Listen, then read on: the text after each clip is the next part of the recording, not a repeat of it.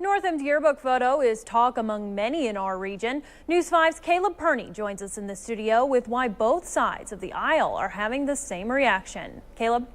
Yeah, Kristen, it's mixed feelings on the street after Northam's press conference. Most people I talked to agree with calls for Northam's resignation, but they also question pulling the worst from someone's past. Sickening.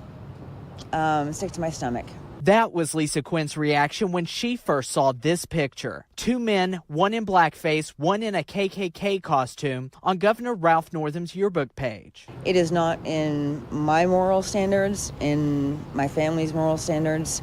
For racism, there's no tolerance. Quinn agrees with calls for Northam to resign, pouring in from across the nation. Him saying that it wasn't him in the picture is what makes it more questionable. The fact that it happened is bad, but if he could respond properly. Charlie Hargis chairs the Washington County, Virginia Republicans. He is also calling for a resignation. I thought it was horrible, as racism, and the bad thing about it is it was in 1984.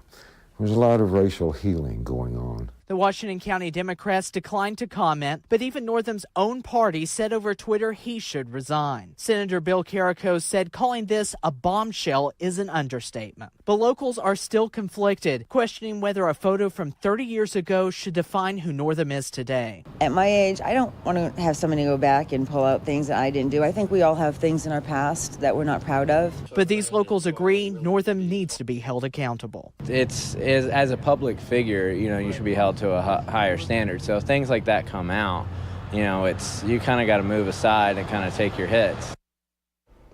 I also reached out to local delegates Israel O'Quinn and Todd Pillion today for an interview, but so far has been no response to my phone calls. Kristen. All right, thanks so much, Caleb.